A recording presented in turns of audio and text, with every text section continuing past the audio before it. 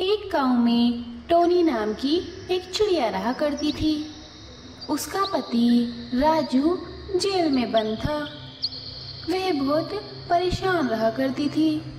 उसके दो बच्चे थे, एक का नाम था चिंटू और एक का नाम था सुनहरे।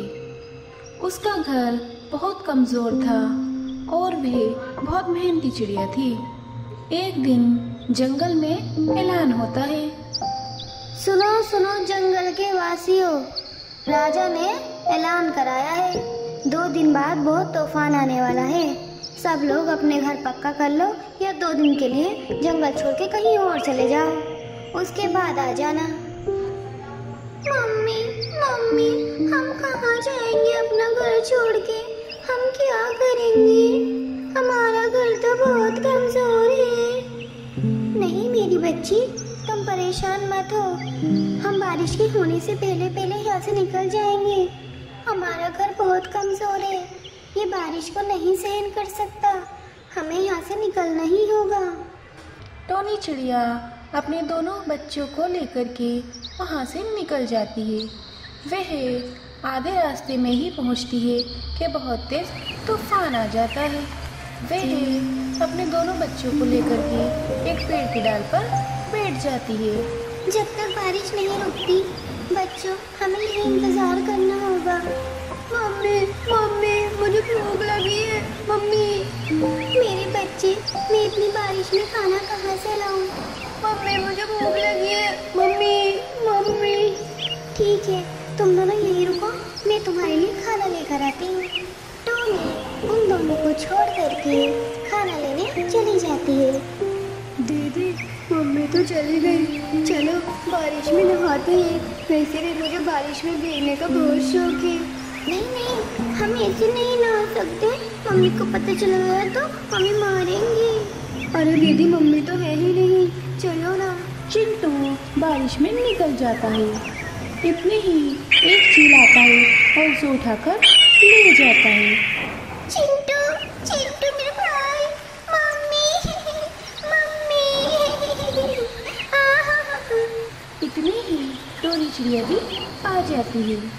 मम्मी मम्मी, चिंटू को चील उठा कर ले गई। मैंने उससे मना किया था बारिश में मत जाओ, वो चला गया।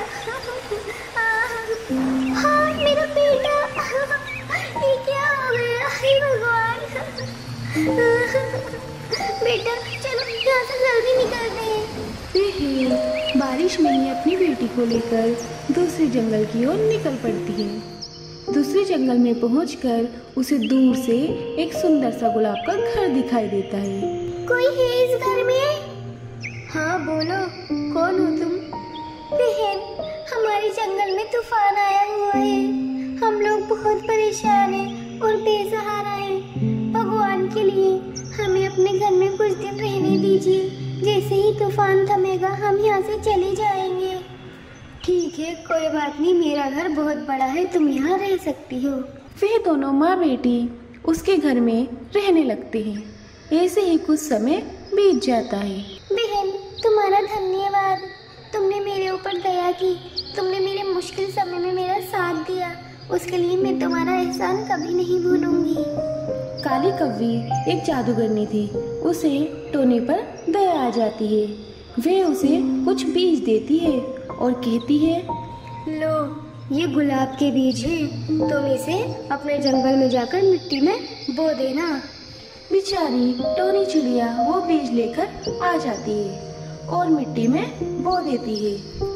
अगले दिन जब वह उस जगह जाती है तो वे देखती है कि वहाँ पर एक सुंदर सा गुलाब का घर बना हुआ है। फिर दोनों माँ बेटी उस सुंदर से घर में रहने लगती हैं और उनकी जिंदगी खुशी खुशी बीतने लगती है। कालू कौवा अपनी पत्नी रानी और अपनी बेटी चीची के साथ एक जंगल में रहता था। वह अपनी बेटी चीची से बहुत प्यार करता था। एक बार वह अपनी बेटी को घुमाने लेकर जाता है। पापा ये क्या है?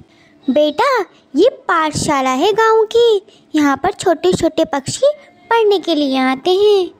पापा तो क्या मैं भी पढ़ने जाऊंगी? नहीं बेटा, तुम तो अभी बहुत छोटी हो। जब तुम बड़ी हो जाओगी ना, तब मैं तुम्हारा एडमिशन कराऊंगा और फिर तुम यहाँ पर पढ़ने आना। पर मैं तो बड़ी हो गई ना पापा। नहीं, अभी आप बड़ी नहीं हुई हो, अभी आप बच्ची हो। चलो ठीक है, अब हम यहाँ से आगे चलते हैं। वह आगे चल के अपनी बेटी को गार्डन दिखाता है। पापा, ये क्या है? ये गार्डन है, यहाँ पर अलग अलग तरह के फूल लगे होते हैं। ये तो बहुत सुंदर है। हाँ, ये बहुत सुंदर है। वे वहाँ से जा ही रहे होते हैं कि उसे रास्ते में अपना दोस्त बबलू मिलता है। ओ कालू भाई, कैसे हो? अरे मैं तो बढ़िया हूँ, तुम बताओ तुम कैसे हो बबलू भाई? बड़े दिनों में दिखाई दिए। हाँ, मैं भी अच्छा हूँ। और ये बच्ची कौन है? अरे ये मेरी बच्ची है। क्या तुम्हारी शादी हो गई? हाँ, मेरी शादी तो हो गई।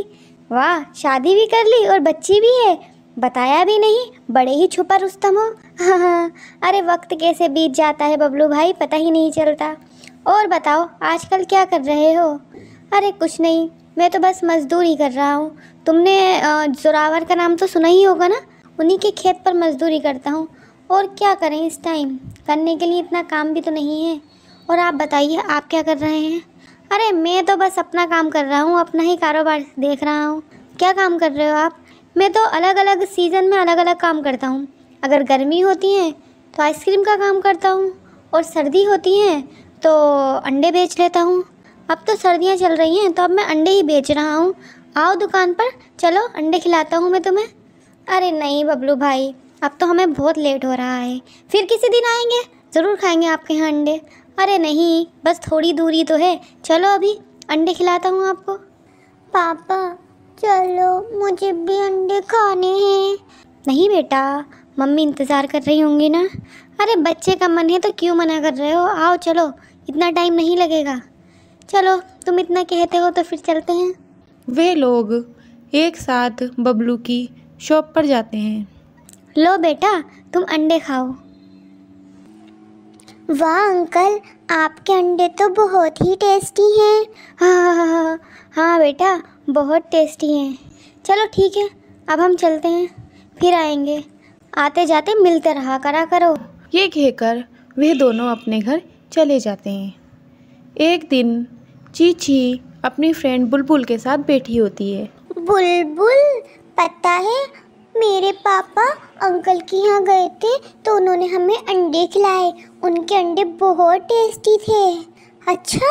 हाँ, तुम्हारे पापा भी तो खेती करते हैं ना? वो क्या करते हैं? वो बीज लेते हैं और उसे ज़मीन में बो देते हैं, फिर उसका पौधा आ जाता है, फिर उस पर बैंगन, लौकी ऐसी सब्जी आ जाती हैं। अच्छा, चलो ठीक है बुलबुल, मैं तुमसे बाद में मिलती हूँ। ये कहकर चीची वहाँ से चली जाती है और वह बबलू की दुकान पर जाती है। बबलू अंकल, आपने जो अंडे खिलाए थे ना, आपके अंडे बहुत टेस्टी थे। वो अंडे आपने कितने के दिए हैं? हाँ बेटा, तुमसे भी क्या मैं पैसे लूँगा?